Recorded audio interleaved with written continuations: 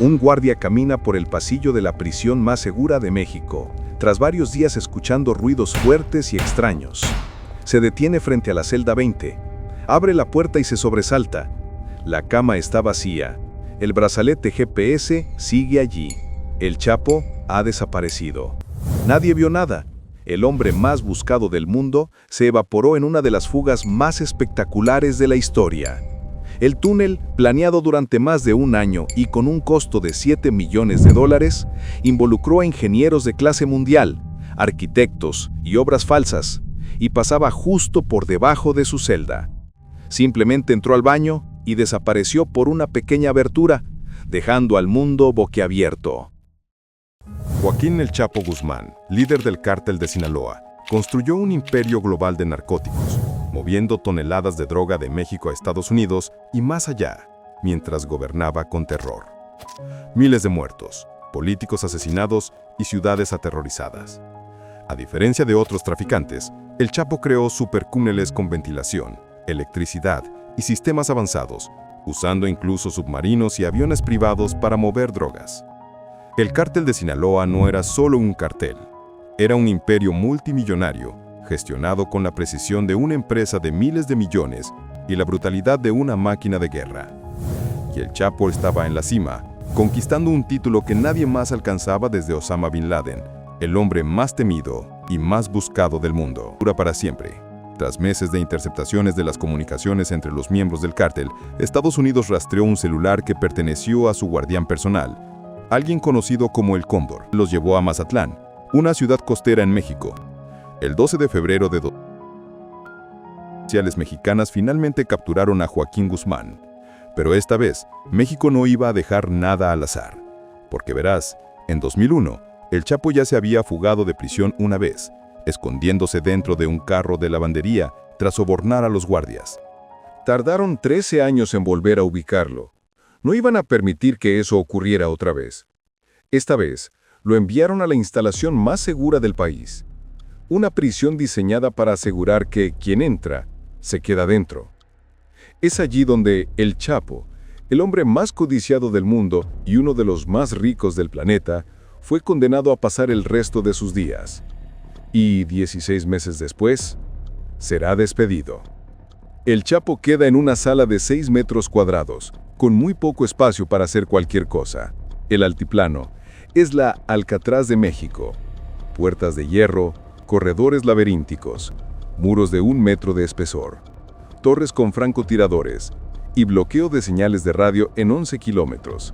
Imposible escapar por tierra o aire. Pero hay un punto ciego. En un corredor al lado de la bañera, oculto tras una pequeña pared que las cámaras no alcanzan. Para el Chapo, es la promesa de libertad. Su esposa, Emma Coronel Aispuro, facilita comunicaciones discretas con el exterior, mientras Dámaso López Núñez, el licenciado, provee los planes de fuga.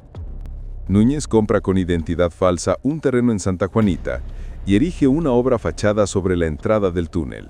El equipo encargado de la excavación no era de aficionados. Al frente estaban especialistas entrenados en Alemania, profesionales acostumbrados a minería y obras de ingeniería de alta precisión.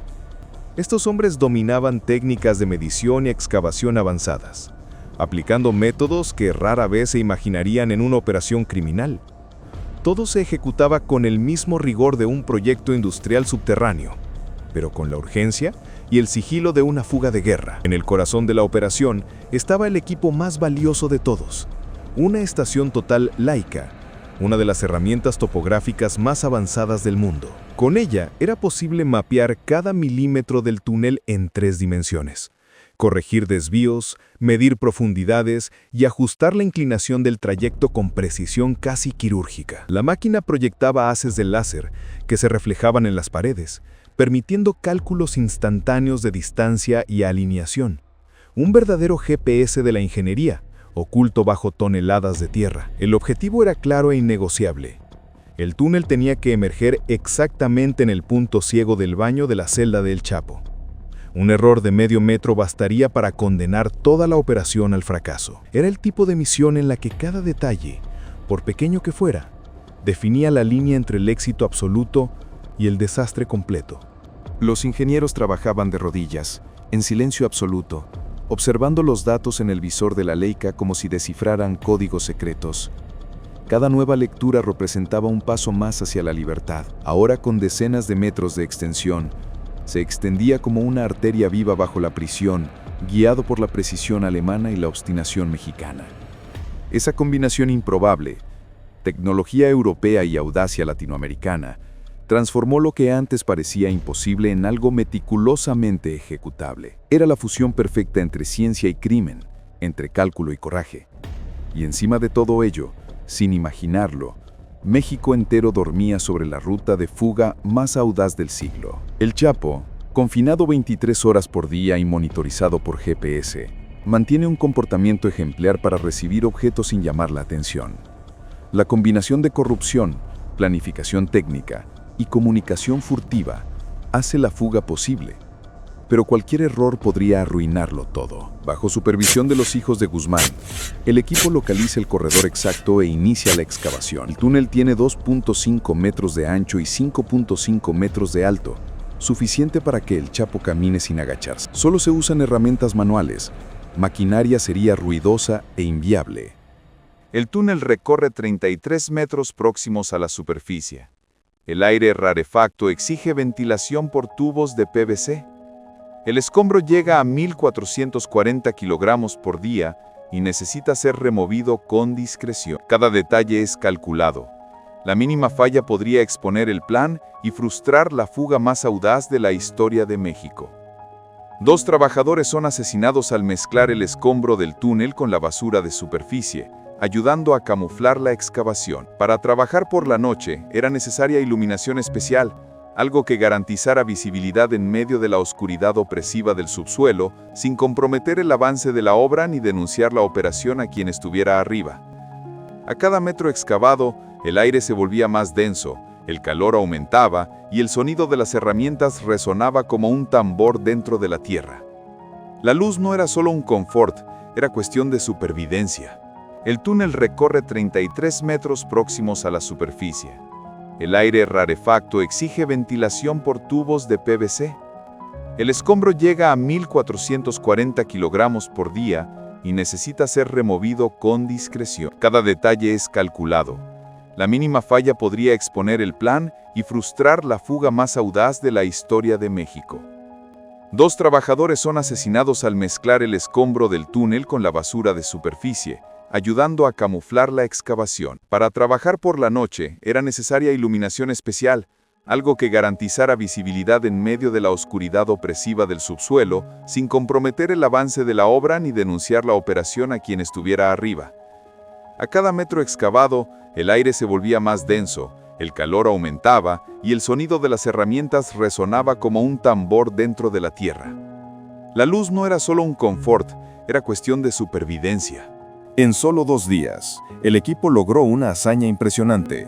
Instaló más de 300 lámparas industriales, estratégicamente posicionadas a lo largo del túnel. Otras 700 ya estaban listas, apiladas en cajas, esperando ser conectadas conforme avanzaba la excavación. Cada nuevo tramo se iluminaba al instante, permitiendo a los operarios trabajar sin pausas, las 24 horas del día. Pero no se trataba de lámparas comunes. No eran modelos domésticos que se encuentran en cualquier tienda. Eran luminarias específicas, elegidas por su intensidad, durabilidad y facilidad de instalación. Debían resistir la humedad, el calor y el constante movimiento de la tierra. Algunas fueron reutilizadas de antiguas obras mineras, adaptadas con cables improvisados y soluciones ingeniosas. Otras provenían de proveedores que ni siquiera imaginaban el verdadero destino de sus productos. El sistema eléctrico, montado con precisión casi militar, transformó el túnel en un pasillo iluminado artificialmente. Un contraste brutal entre el brillo frío de las lámparas y la oscuridad absoluta de la tierra que las rodeaba. A la distancia, el conjunto de luces parecía un río subterráneo de energía, pulsando al servicio de un solo objetivo: abrir camino hacia la libertad del Chapo. Cada lámpara encendida era más que una herramienta, era un símbolo de avance, una señal de que lo imposible se estaba realizando bajo el suelo de México. En silencio, paso a paso, con brillo y método casi quirúrgico. La energía provenía de un generador oculto en la casa fachada, camuflado como una zona de asador. Todo estaba meticulosamente planeado. El edificio parecía completamente normal. Cuando pasaba la policía, nada despertaba sospechas.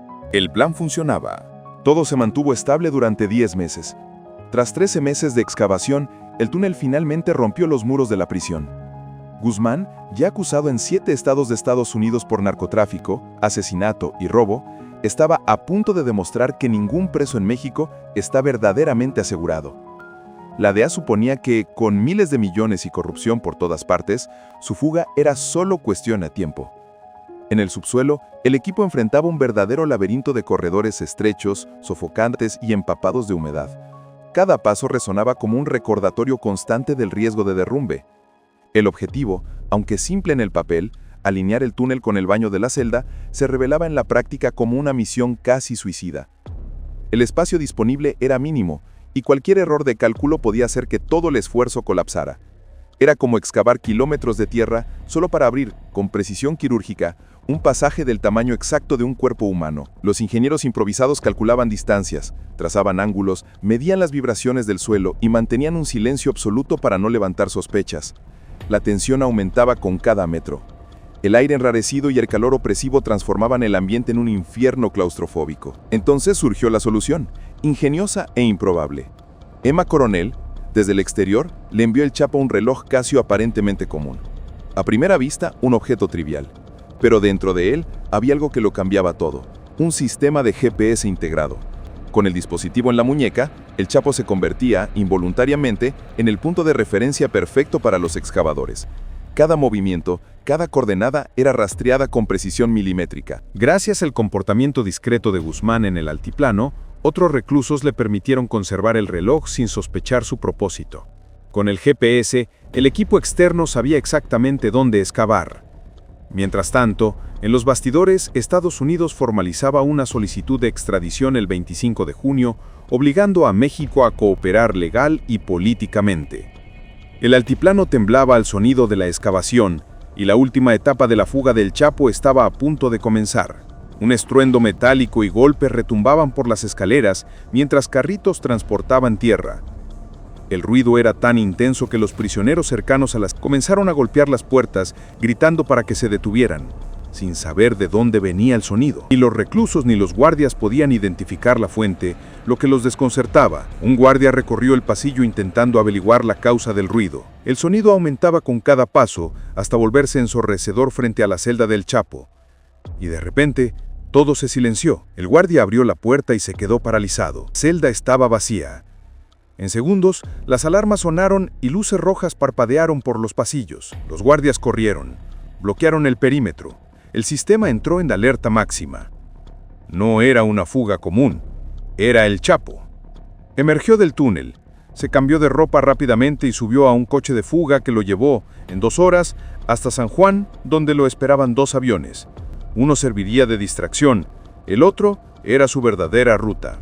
El plan de fuga era tan ingenioso como audaz. Mientras un túnel falso mantenía ocupadas a las fuerzas de seguridad con búsquedas inútiles, el verdadero trayecto se extendía silenciosamente hacia la libertad. Cuando finalmente se dieron cuenta del engaño, ya era demasiado tarde. El Chapo estaba a kilómetros de distancia, desaparecido en el subsuelo de México. La operación fue un desastre sin precedentes para el gobierno mexicano. Los titulares recorrieron el mundo en cuestión de horas, transformando la fuga en un símbolo de vergüenza internacional. El país, que se presentaba como un bastión en la lucha contra el narcotráfico, ahora era ridiculizado en las portadas de los periódicos. El hombre más vigilado de México escapa de nuevo. Dentro del país, la repercusión fue devastadora. La población reaccionó con indignación e incredulidad. Muchos vieron la fuga no solo como un fracaso, sino como la prueba definitiva de que el Estado había sido capturado por la corrupción. En redes sociales, el caso explotó. Memes, teorías conspirativas y críticas al presidente inundaron Internet. El gobierno intentó controlar la narrativa, prometió investigaciones, cambios y castigos ejemplares, pero el daño a su credibilidad ya estaba hecho. En los bastidores, oficiales de alto mango entraron en pánico.